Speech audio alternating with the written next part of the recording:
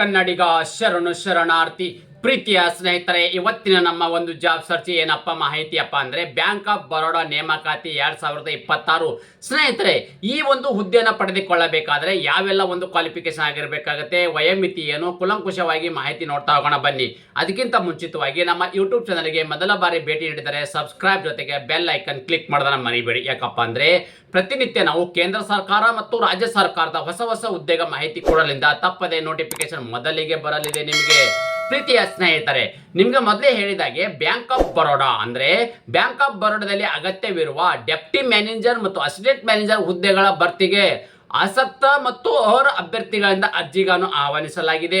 ಹುದ್ದೆಗಳ ಭರ್ತಿಗೆ ಸಂಬಂಧಿಸಿದಂತೆ ವೇತನ, ಕರ್ತವ್ಯ ಸ್ಥಳ, ಶೈಕ್ಷಣಿಕ ಅರ್ಹತೆ ಮತ್ತು ಆಯ್ಕೆ ವಿಧಾನ, ಅರ್ಜಿ ಸಲ್ಲಿಕೆ ದಿನಾಂಕ, ಹುದ್ದೆಗಳ ಬಗ್ಗೆ ಮಾಹಿತಿ, ಓವರಾಲ್ ಆಗಿ ಫುಲ್ ನೋಟಿಫಿಕೇಶನ್ ವಿವರ ನಾನು ನಿಮಗೆ ಈ ವಿಡಿಯೋದಲ್ಲಿ ಮಾಹಿತಿ ಕೊಡ್ತಾ ಇದ್ದೀನಿ. ಈ ವಿಡಿಯೋನ ಸ್ಕಿಪ್ ಮಾಡದೆ ಕೊನೆ ತನಕ ನೋಡಿ. ಪ್ರೀತಿಯ ಸ್ನೇಹಿತರೆ, ನಿಮಗೆ ಮೊದಲೇ ಹೇಳಿದ ಹಾಗೆ ಯಾವೆಲ್ಲ ಒಂದು ಹುದ್ದೆ ಕರೆದಿದ್ದಾರಪ್ಪ ಅಂತಂದ್ರೆ ಅಸಿಸ್ಟೆಂಟ್ ಮತ್ತು ವೈಸ್ ಸೂಪರಿಂಟೆಂಡೆಂಟ್ ಇರ್ತಕ್ಕಂಥದ್ದು, ಡೆಪ್ಟಿ ಮ್ಯಾನೇಜರ್ ಇರ್ತಕ್ಕಂಥದ್ದು, ಅಸಿಸ್ಟೆಂಟ್ ಮ್ಯಾನೇಜರ್ ಇರ್ತಕ್ಕಂಥದ್ದು ಅಂದ್ರೆ ವಿವಿಧ ಹುದ್ದೆಗಳ ಅರ್ಜಿಗಳನ್ನು ಆಹ್ವಾನಿಸಲಾಗಿದೆ.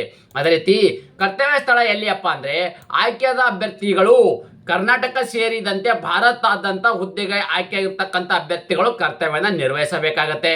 ಅದೇ ರೀತಿ ಖಾಲಿ ಇರ್ತಕ್ಕಂಥ ಹುದ್ದೆಗಳ ಸಂಖ್ಯೆ ಎಷ್ಟು ಅಂತ ನೋಡೋದಾದ್ರೆ ಒಟ್ಟು ಇಲ್ಲಿ 253 ಹುದ್ದೆಗಳ ಅರ್ಜಿಗಳನ್ನು ಆಹ್ವಾನಿಸಲಾಗಿದೆ. ಎಷ್ಟಿರ್ತಕ್ಕಂಥದ್ದು ಭಾರತಾದ್ಯಂತ ಕರೆದಿರ್ತಕ್ಕಂಥ ಹುದ್ದೆಗಳು 253 ಹುದ್ದೆಗಳು.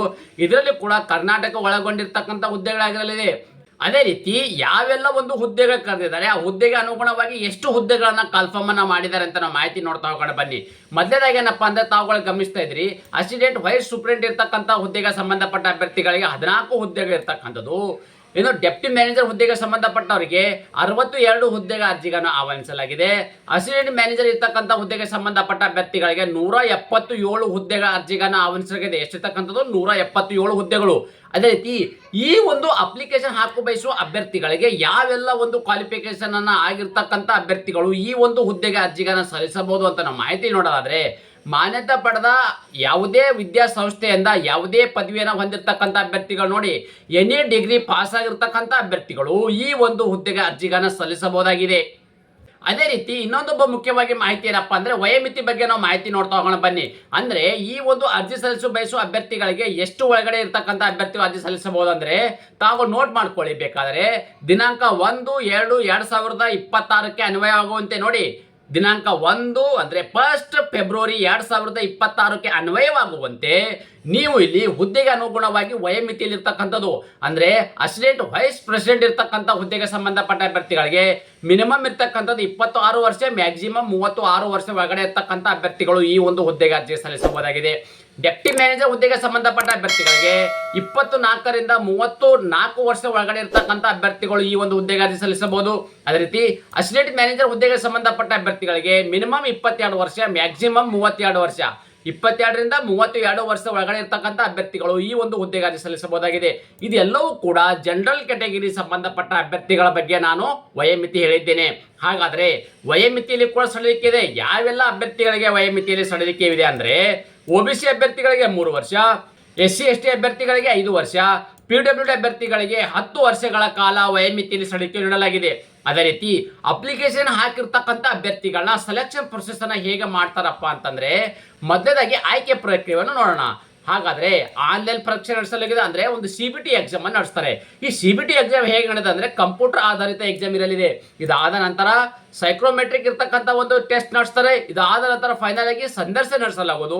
ಸಂದರ್ಶನ ಆದ ಬಳಿಕ ಏನ್ ಮಾಡ್ತಾರಪ್ಪ ಅಂದ್ರೆ ದಾಖಲೆ ಪರಿಶೀಲನೆ ಮಾಡಿ ಮೆರಿಟ್ ಆಧಾರದ ಮೇಲೆ ಅಭ್ಯರ್ಥಿಗಳನ್ನ ನೇಮಕಾತಿ ಮಾಡಲಾಗುವುದು.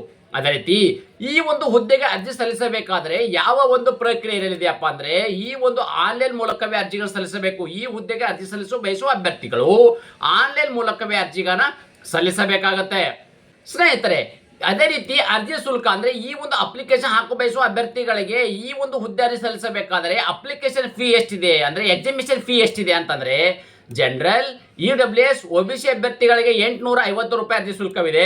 ಅದೇ ರೀತಿ ಪರಿಶಿಷ್ಟ ಜಾತಿ, ಪರಿಶಿಷ್ಟ ಪಂಗಡ, PWD, ಮಾಜಿ ಸೈನಿಕ, ಮಹಿಳಾ ಅಭ್ಯರ್ಥಿಗಳಿಗೆ 175 ರೂಪಾಯಿ ಇದೆ ನೋಡಿ. SC ST PWD ಮತ್ತು ಎಕ್ಸ್ ಸರ್ವಿಸ್ ಮ್ಯಾನ್ ಅಭ್ಯರ್ಥಿಗಳು, ಅದೇ ರೀತಿ ಮಹಿಳಾ ಅಭ್ಯರ್ಥಿಗಳಿಗೆ 175 ರೂಪಾಯಿ ಅರ್ಜಿ ಶುಲ್ಕವಿದೆ. ಹಾಗಾದರೆ ಈ 175 ಅಥವಾ 850 ರೂಪಾಯಿಯ ಅರ್ಜಿ ಶುಲ್ಕವಿದೆ. ಈ ಒಂದು ಅರ್ಜಿ ಶುಲ್ಕವನ್ನು ಹೇಗೆ ಪಾವತಿಸಬೇಕಪ್ಪ ಅಂತಂದ್ರೆ, ನೀವು ಆನ್ಲೈನ್ ಮುಖಾಂತರ ಅರ್ಜಿ ಸಲ್ಲಿಸಬೇಕಾದರೆ debit card, credit card, net banking, PhonePe, Google Pay ಮುಖಾಂತರನು ಈ ಒಂದು ಅರ್ಜಿ ಶುಲ್ಕವನ್ನು ನೇರವಾಗಿ ಪಾವತಿ ಮಾಡಬಹುದಾಗಿದೆ. ಅದೇ ರೀತಿ ಅರ್ಜಿ ಸಲ್ಲಿಸಲು ನಿಗದಿಪಡಿಸಿದ ದಿನಾಂಕದ ವಿವರವನ್ನು ನೋಡೋದಾದ್ರೆ, ಅರ್ಜಿ ಸಲ್ಲಿಸಲು ಪ್ರಾರಂಭ ದಿನಾಂಕ ಯಾವಾಗಪ್ಪ ಅಂದ್ರೆ ಫೆಬ್ರವರಿ 6, 2026 ಆಡಿ ಪ್ರಾರಂಭವಾಗಿದ್ದು, ಅರ್ಜಿ ಸಲ್ಲಿಸಲು ಕೊನೆಯ ದಿನಾಂಕ ಯಾವಾಗಪ್ಪ ಅಂದ್ರೆ ಇದೇ ತಿಂಗಳು ಅಂದ್ರೆ ಫೆಬ್ರವರಿ 26, 2026 ಇಷ್ಟು ಒಳಗಡೆ ತಮ್ಮ ಅರ್ಜಿಗಳನ್ನ ಸಲ್ಲಿಸಬೇಕಾಗತ್ತೆ. ಅದೇ ರೀತಿ ಫುಲ್ ನೋಟಿಫಿಕೇಶನ್ ವಿವರವನ್ನು ನಿಮಗೆ ಆಲ್ರೆಡಿ ನೀಡಿದ್ದೇನೆ. ಇನ್ನೊಂದೇನಪ್ಪ ಅಂದ್ರೆ ಟೆಲಿಗ್ರಾಮ್ ಮತ್ತು ವಾಟ್ಸ್ಆಪ್ ಚಾನಲ್ ಕೂಡ ಅಲ್ಲಿ ನಿಮಗೆ ಇಲ್ಲಿ ನೀಡಿರ್ತೇನೆ, ಅದಕ್ಕೂ ಕೂಡ ಜಾಯಿನ್ ಆಗಿ. ಯಾಕಪ್ಪ ಅಂದ್ರೆ ನಾವು ಕೊಡ್ತಕ್ಕಂಥ ಪ್ರತಿನಿತ್ಯ ಕೇಂದ್ರ ಸರ್ಕಾರ, ರಾಜ್ಯ ಸರ್ಕಾರದ ಹೊಸ ಉದ್ಯೋಗ ಮಾಹಿತಿ ಅಲ್ಲಿ ಕೂಡ ನೀವು ಪಡೆದುಕೊಳ್ಳಬಹುದಾಗಿದೆ. ಅದೇ ರೀತಿ ಈ ಅರ್ಜಿಗಳನ್ನ ಹೇಗೆ ಸಲ್ಲಿಸಬೇಕಪ್ಪ ಅಂದ್ರೆ, ಪ್ರೀತಿಯ ಸ್ನೇಹಿತರೆ, ನನ್ನ ಒಂದು ಅಫಿಷಿಯಲ್ ವೆಬ್ಸೈಟ್ ಏನಿದೆ, ಅಪ್ಲಿಕೇಶನ್ ಹಾಕಬೇಕಾದ್ರೆ ಆ ಒಂದು official website YouTube description box ಅಲ್ಲಿ ನೀಡಿರುತ್ತೇನೆ. ಅದ್ರ ಮೇಲೆ ಕ್ಲಿಕ್ ಮಾಡಿದಾಗ ಏನಾಗುತ್ತಪ್ಪ ಅಂದ್ರೆ ಈ ತರದ ಒಂದು ಅಪ್ಲಿಕೇಶನ್ ಫಾರ್ಮೆಟ್ ಓಪನ್ ಆಗುತ್ತೆ. ಇಲ್ಲಿರ್ತಕ್ಕಂಥ ಯಾವೆಲ್ಲ ಒಂದು ಪೋಸ್ಟ್ಗೆ ನೀವು ಅಪ್ಲಿಕೇಶನ್ ಹಾಕ್ತಾ ಇದ್ರಿ, ಓಕೆ, ಸೊ ಇರ್ತಕ್ಕಂಥ ನೀವು ಬೇಸಿಕ್ ಇನ್ಫಾರ್ಮೇಶನ್ ಅನ್ನ ಡಾಟಾನ ಫಿಲ್ ಮಾಡಿ ತಮ್ಮ ಅರ್ಜಿಗಳನ್ನ ಸಲ್ಲಿಸಬಹುದಾಗಿದೆ. ಅದೇ ರೀತಿ ನಾವು ಕೊಟ್ಟಿರ್ತಕ್ಕಂಥ ಉದ್ಯೋಗ ಮಾಹಿತಿ ನೀವು ಇಷ್ಟಪಡ್ತೀರಿ ಎಂದು ಭಾವಿಸುತ್ತೇನೆ. ಈ ಉದ್ಯೋಗ ಮಾಹಿತಿ ನಿಮಗೆ ಇಷ್ಟವಾದರೆ ನಿಮ್ಮ ಫ್ಯಾಮಿಲಿಗೂ ಫ್ರೆಂಡ್ಸ್ಗೂ ಶೇರ್ ಮಾಡೋದನ್ನ ಮರೆಯದಿರಿ. ಧನ್ಯವಾದ.